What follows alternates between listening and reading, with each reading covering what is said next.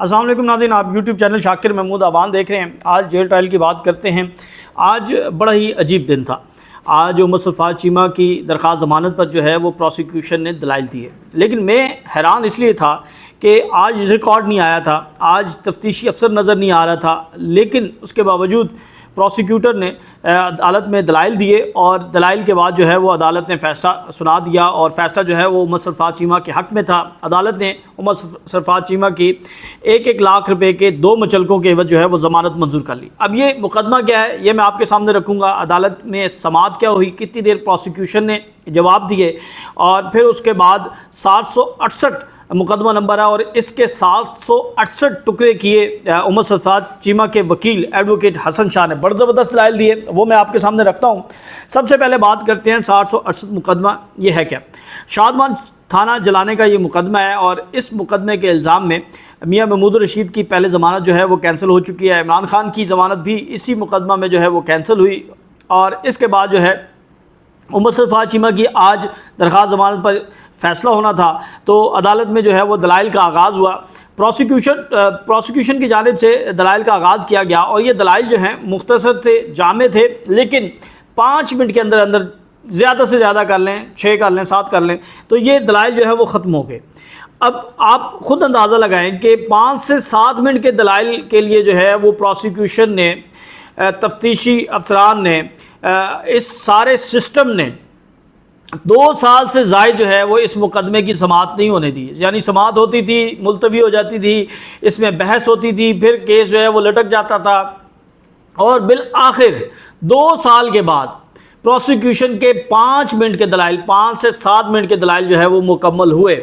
تو آپ خود اندازہ لگا لیں کہ ان مقدمات میں ایسا کون سا جرم ہے جو ثابت کرنے کے لیے جو ہے وہ پروسیکیوشن کو 2 سال لگے۔ 2 سال میں ایویڈنس اکٹھے کرتے رہے، اور پھر دلائل 5 منٹ کے تھے۔ یہ دلائل میں آپ کے سامنے رکھ دیتا ہوں۔ جو اسپیشل پروسیکیوٹر تھے ATC کے، انہوں نے عدالت کے سامنے دلائل دیتے ہوئے کہا کہ عمر سرفراز چیمہ پر جو سب سے بڑا الزام تھا وہ یہ تھا کہ انہوں نے کچھ ٹویٹس کی تھی، اور وہ ٹویٹس کر کے انہوں نے جو کارکنان تھے پاکستان تحریک انصاف کو، ان کو اکسایا، اشتعال دلایا۔ ایک بڑا الزام یہ تھا۔ دوسرا الزام یہ تھا کہ عمر سرفراز چیمہ جو ہے وہ اس سازش کے اندر شامل تھے۔ تیسرا الزام ان پر یہ تھا کہ عمر سرفراز چیمہ نے جو ہے اس تھانے کو جلانے میں، یعنی تھانہ جلانے میں شامل تھے۔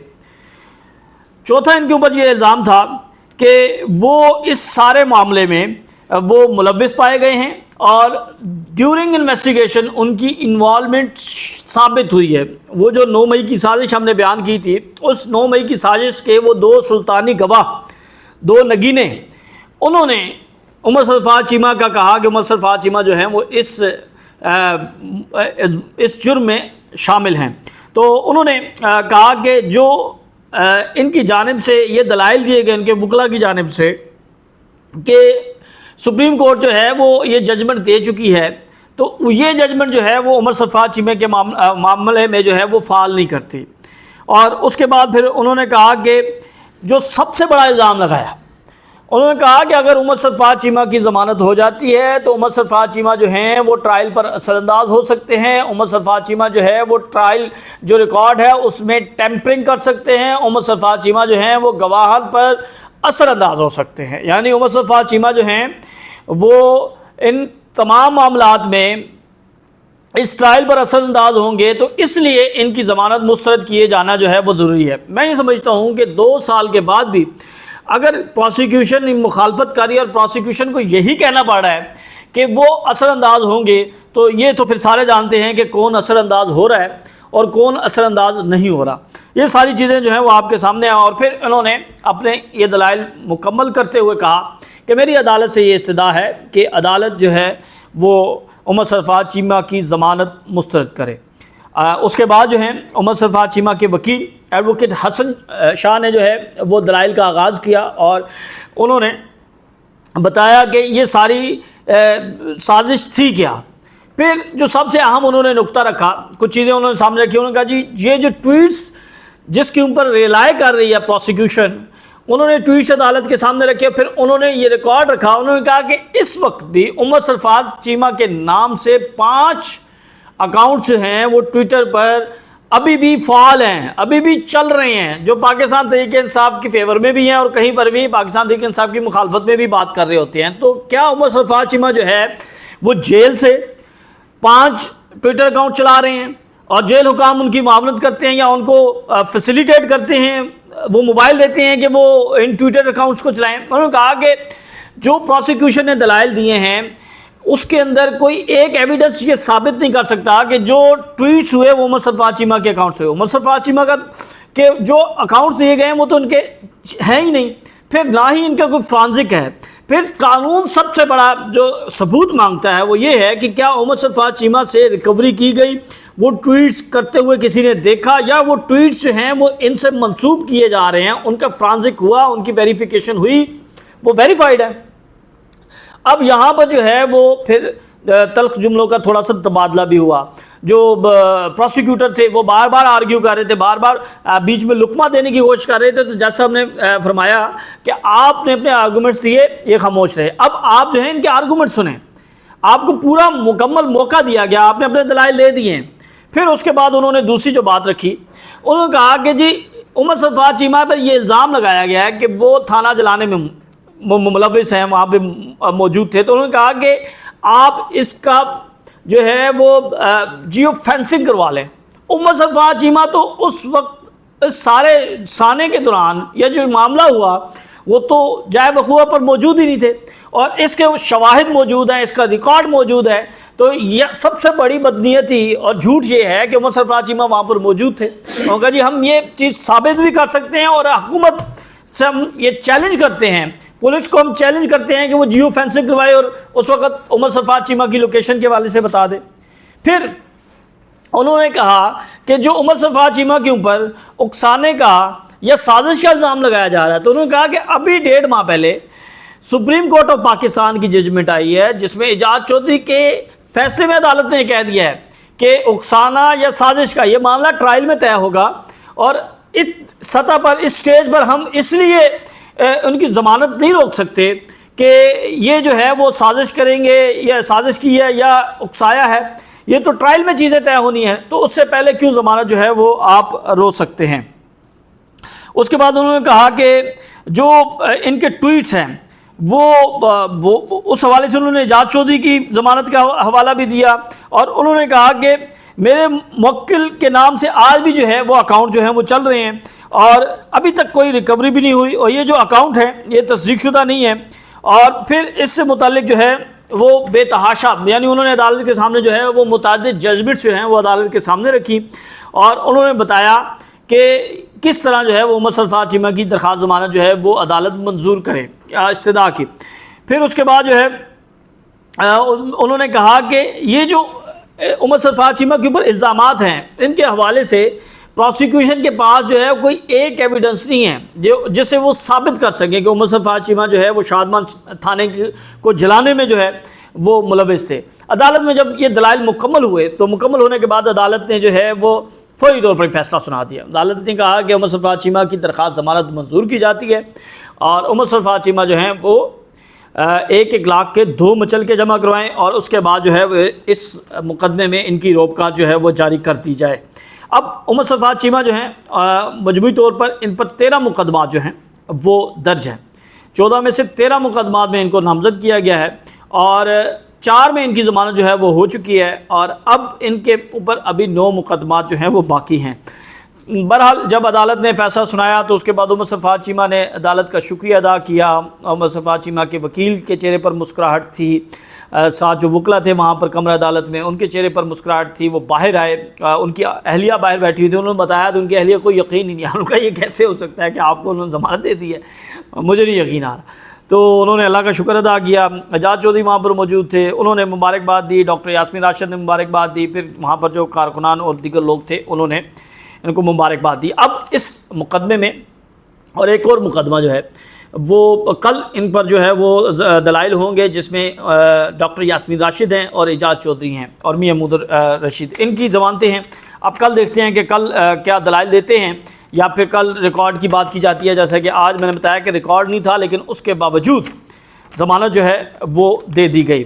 उमर सफ़ात चीमा से हमारी गुफ्तगू हुई। उन्होंने कहा जी वो बेगुनाह हैं और उन्होंने हर जगह पर साबित किया और आज भी अल्लाह ने उन्हें सुरखरू किया और बाकी मुकदमात में भी वो सुरखरू होंगे। उन्होंने फिर गुफ्तगू करते हुए ये कहा कि मैंने भी कुरान पाक का तर्जुमा के साथ पढ़ा है और इसमें कहीं नहीं लिखा कि लोगों से जुल्म और नाइंसाफ़ी से पेश आया जाए, मासूम लोगों से इंतकाम लिया जाए। अल्लाह ताला ने इंसाफ का हुक्म दिया है, ना कि नाइंसाफ़ी का। उमर चीमा का ये कहना था कि ये ट्रायल दरअसल जजेस का इम्तिहान है कि वो ताकतवरों के आगे झुक जाते हैं या वो हक़ और सच का साथ देते हुए इंसाफ करते हैं। गुज़िश्ता 2 साल से झूठे गवाहों और जाली सबूतों की बुनियाद पर हमें बदतरीन सियासी इंतकाम का निशाना बनाया जा रहा है और हम डटे हुए हैं और किसी सूरत जो है वो अपने हक़ से पीछे नहीं हटेंगे। एजाज चौधरी साहब के साथ हमारी आज जो है वो बड़ी तवील नशिस्त हुई। वो चीज़ें मैं आपके सामने रखूँगा। बड़ा ज़बरदस्त उन्होंने एक वाक़या भी मेरे साथ शेयर किया, वो भी मैं आपको बताऊँगा। एजाज चौधरी जो हैं उन्होंने बताया कि जब उन्हें गिरफ़्तार किया गया, उन्होंने कहा कि मुझे 10 मई को गिरफ़्तार कर लिया गया था। मुझे MPO के तहत इस्लामाबाद से जो है वो पहले हिरासत में लिया गया। 15 दिन मैं वहाँ पर हिरासत में रहा, फिर मेरी MPO का वो नज़रबंदी ख़त्म हुई, उसके बाद फिर मुझे गिरफ़्तार कर लिया गया। अब वो बताते हैं कि जब मुझे गिरफ़्तार करके लाहौर लाया गया तो बड़ा दिलचस्प मनाज़र था। वो कहती हैं कि यही कोट लखपत जेल थी और कोट लखपत जेल में मैं जब मरकज़ी दरवाज़े से अंदर दाखिल होने के लिए मुझे लेके जा रहे थे, मेरे कहते हैं कि मेरे साथ कोई 8-10 पुलिस एहलकार थे, बीच में 1-2 अफसर भी थे जो कि मुझे लेकर कोट लखपत जेल आ रहे थे। तो उन्होंने कहा कि जेल के दरवाज़े पर मैंने देखा कि उस वक़्त मुराद राज जो हैं वो मौजूद थे, ग्लासेस उन्होंने लगाई हुई थी और वो मेरी तरफ आना शुरू किया। तो कहते मेरे साथ जो पुलिस एहलकार थे उन्होंने कहा कि चौधरी साहब ए गद्दार हो गया जे, इन्हें ना हथ ना मिलाना, ए ताड़ी पार्टी का गद्दार जे, इन्हें जड़ा ना सब कुछ जड़ा ना अपना ज़मीर बेचता है। कहते मैं बड़ा परेशान हुआ। मैंने कहा कि भाई वो अगर मेरी तरफ आ रहा है तो या वो मुझसे मिलना चाहता है तो मैं अब उससे इनकार तो नहीं कर सकता। उन्होंने कहा नहीं चौधरी साहब, अगर तुसी इनू मिले या इनू इन्हें सलाम भी किया तो असी ताड़े नाल नाराज़ हो जाएं। कहते जी मैंने उनकी मिन्नत समाजत की, मैंने कहा यार मुझे बात तो करने दो।